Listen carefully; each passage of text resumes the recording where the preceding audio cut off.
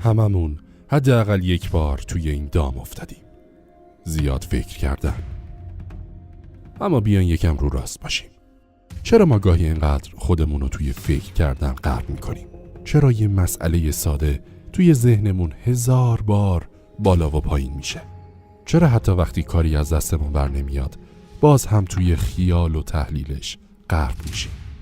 اگه تا حالا از شدت فکر کردن به گذشته یا آینده خسته شدی، این ویدیو برای توه. میخوام یکم عمیق‌تر بشیم. اینکه چرا ما بیش از حد فکر میکنیم؟ چطوری این کار روی روح و جسممون تأثیر میذاره؟ و مهمتر از اون، چطور میتونیم از این چرخه بی‌رحم خلاص بشیم؟ تماشای این ویدیو شاید اولین قدم به سمت ذهنی آرومتر باشه. با من چند دقیقه‌ای در کاما همراه باش.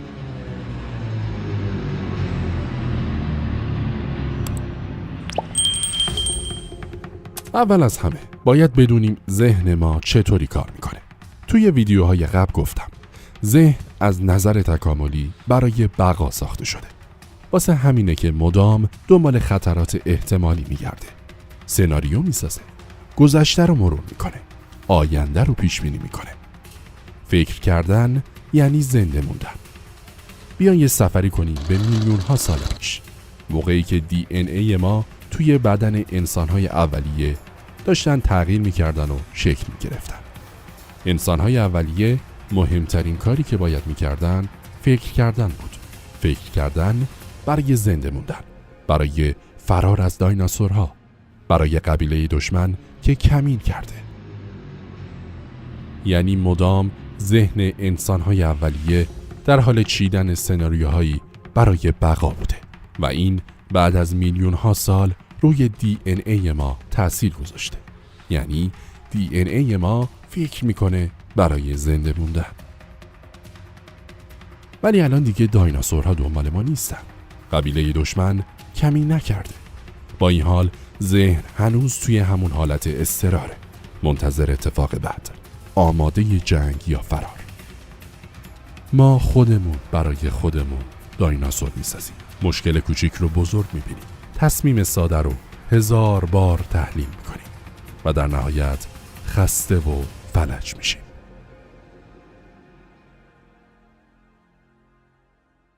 حالا این زیاد فکر کردن چه شکلیه؟ شبها توی رخت خواب، موقع خواب، یهو تمام اشتباهات عمرت میاد جلوی چشمت. یا مثلا یه پیام ساده رو میبینی و ذهنت 1000 تا سناریو میسازه. یعنی چرا اینطوری نوشت؟ نکنه ناراحت شده باشه.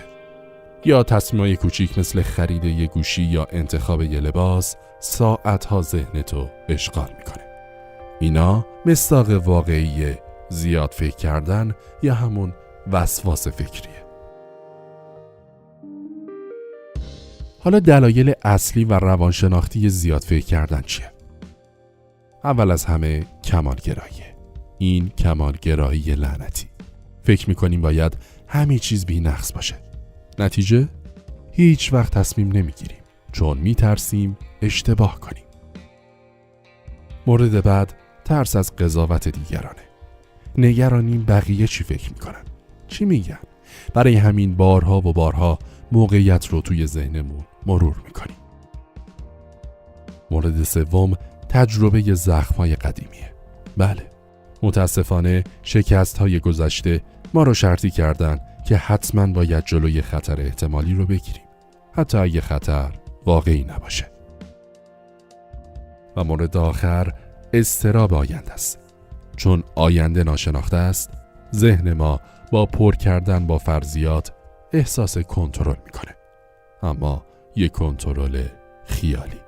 مغز ما استاد ساختن داستان‌های بی‌پایه است. حالا سوال مهم، چطور از دام زیاد فکر کردن خلاص بشیم؟ اول از همه باید قبول کنی که ذهنت داره بیش از حد فکر میکنه. یعنی آگاهی. هر وقت دیدی ذهنت داره بیش از حد فکر میکنه، متوقف شو. مورد بعد نوشتن افکاره. نوشتن اون چیزی که توی ذهنت میگذره میتونه یک راه عالی برای بیرون ریختن افکارت باشه. نوشتن افکارت خیلی بهت کمک میکنه. بهت کمک میکنه تا به افکارت نظم بدی و از آشفتگی ذهنی خلاص بشی. مورد بعد تعیین زمان برای فکر کردنه. خودت رو به فکر کردن توی یک زمان مشخص محدود کن. مثلا بگو روزی 15 دقیقه فقط برای فکر کردن به مشکلات یا مسائلی که نگرانم میکنه وقت میذارم، نه بیشتر.